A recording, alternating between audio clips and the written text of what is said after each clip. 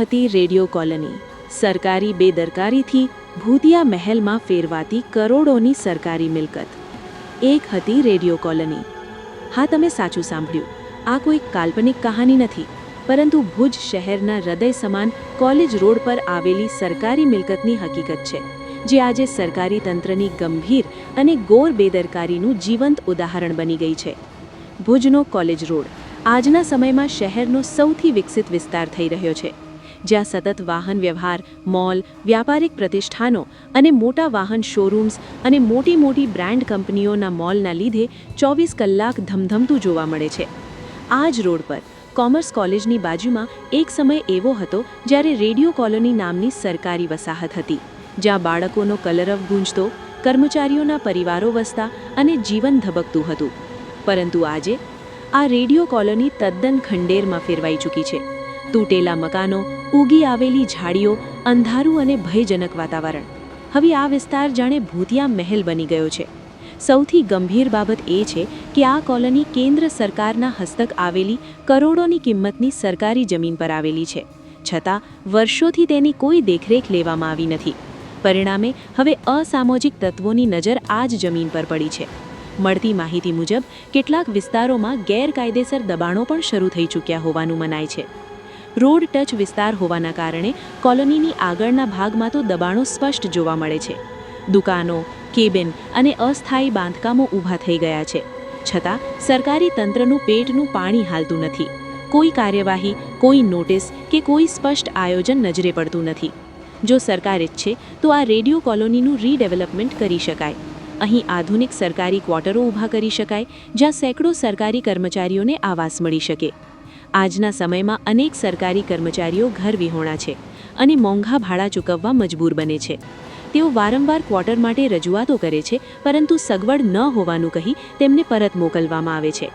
એક તરફ સરકાર પાસે કરોડોની કિંમતની જમીન બિનઉપયોગી પડી છે અને બીજી તરફ કર્મચારીઓ આવાસ માટે વલખા મારી રહ્યા છે. જો સમયસર પગલાં લેવામાં આવે તો સરકારી જમીન બચી શકે, દબાણ અટકાવી શકાય અને કર્મચારીઓને રહેઠાણ મળી શકે. હવે જોવાનું એ રહેશે કે આ અહેવાલ પછી સરકારી તંત્ર જાગે છે કે નહીં, કે પછી એક હતી રેડિયો કોલોની માત્ર એક દુઃખદ કહાની બનીને રહી જશે. જાણો સ્પેશિયલ ગ્રાઉન્ડ રિપોર્ટમાં કેવી દશા અને સ્થિતિ જોવા મળે છે આ રેડિયો કોલોનીની. નમસ્કાર મિત્રો, કચ્છ કાનૂન ક્રાઇમ ન્યૂઝ ચેનલમાં આપનું હાર્દિક સ્વાગત છે. મિત્રો, અત્યારે આપણે જે જગ્યા ઉપર ઊભા છીએ એ જગ્યા છે આજથી 2 થી 2.5 દાયકા પહેલા રેડિયો કોલોની તરીકે ઓળખાતી જગ્યા છે. પણ હાલ આ કોઈ સંજોગોના કારણે ભૂકંપ પછી, મારા અંદાજ મુજબ જ્યાં સુધી અમને ધ્યાન આવ્યું છે ત્યાં સુધી ભૂકંપ પછી આ જગ્યા રેડિયો કોલોની ભુજની વચ્ચોવચ્ચ જે કોમર્સ કોલેજ પાસે આવેલી છે, જે ખંડેર ભાસી રહી છે. સરકાર દ્વારા આ જગ્યાનું યોગ્ય નિરાકરણ કરવામાં આવે. સરકારી કર્મચારીઓ, જે કેન્દ્ર સરકારના કર્મચારીઓ હતા, રેડિયો કોલોની આ નામ છે આ જગ્યાનું. આ જગ્યામાં અહીંયા સરકારી ક્વાર્ટર તરીકે વસવાટ કરતા હતા. હાલ એવી વિનંતી છે કે આ જગ્યાનું યોગ્ય નિરાકરણ કરવામાં આવે. મારી પાછળના દ્રશ્ય છે, હું તમને બતાવવાનો પ્રયાસ કરીશ કે આ જગ્યા જે છે તમે જોઈ શકો છો, હાલ ખંડર વાસી રહી છે જગ્યા. મિત્રો, વર્ષો પહેલા અહીં કોઈના પરિવારો, સરકારી કર્મચારીઓના પરિવારો અહીં રહેતા હશે અને નાના નાના બાળકો છે જે હાલ યુવાન વય થઈ ગયા હશે. આ જગ્યા ખંડર વાસી રહી છે. આ તમે નજારો જોઈ શકો છો, એકદમ ખંડર વાસી રહી છે આ જગ્યા.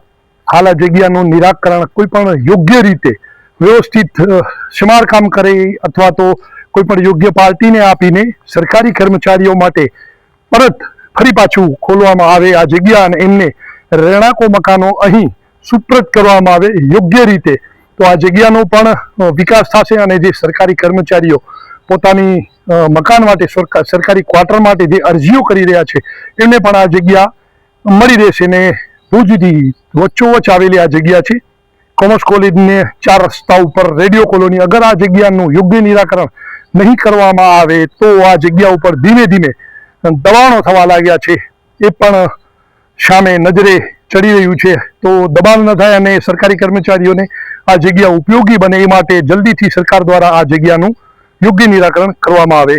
નિતેશ ગોર.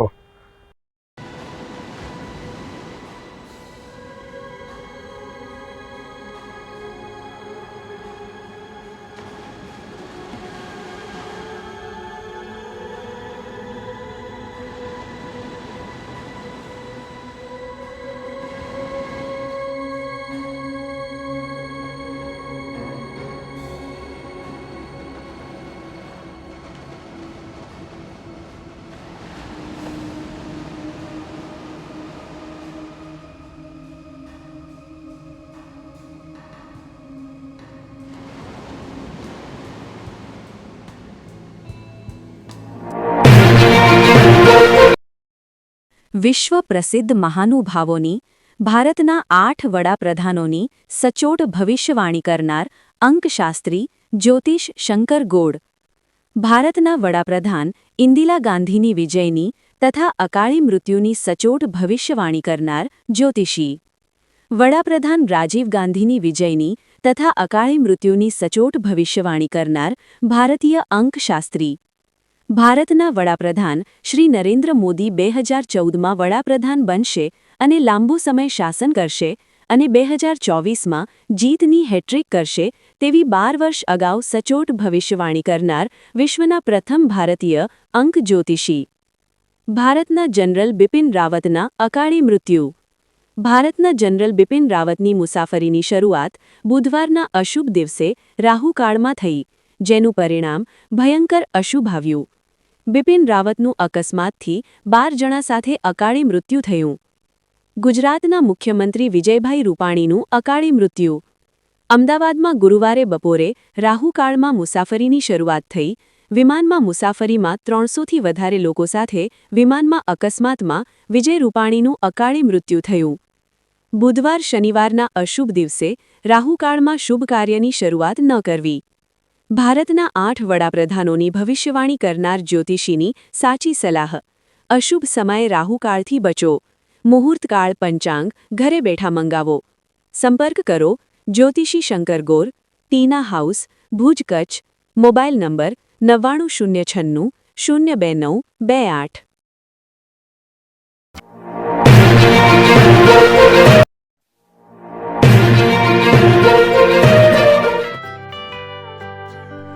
મુંબઈમાં ખૂબ જ જાણીતું નામ એટલે બોમ્બે સ્ટીલ. અહીંથી તમને મળશે ઘર વપરાશના તમામ વાસણો, હોટેલવેર, કેટરિંગને લગતી દરેક પ્રકારની વસ્તુ હાજર સ્ટોકમાં. Dinner set, mixer, pressure cooker તેમજ દરેક પ્રકારના સ્ટીલના અવનવા વાસણો ખરીદવા માટે વિશ્વાસપાત્ર સ્થળ. સાથે વાસણોની ફેન્સી વેરાયટીઓ હાજર સ્ટોકમાં. મુલાકાત લ્યો Bombay steel exclusive showroom. Export અને હોલસેલ ભાવે વાસણો મળશે. નંબર નોંધી લેશો. જગદીશભાઈ પટેલ 9221870713 022 6674 7625. મારુતિ જોગડે 999308 64095. Website www.thebombasteel.com. અમારું સરનામું નોંધી લેશો. Bombay steel, shop number 16-18, Godiji building, Tamba Kanta, Paydhuni, Kalba Devi road, Mumbai 400003, Maharashtra.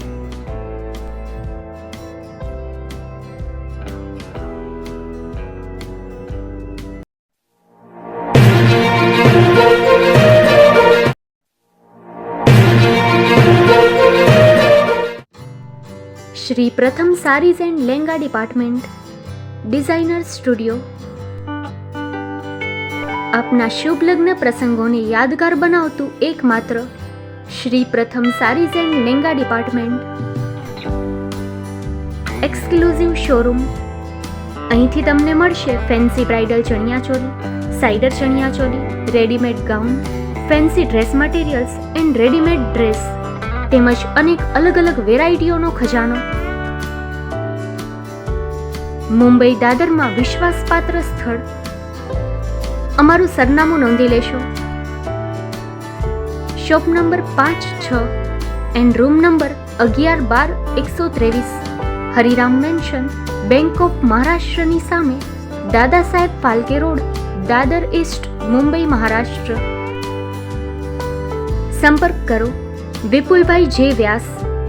Mobile number 9769781930 9082438586.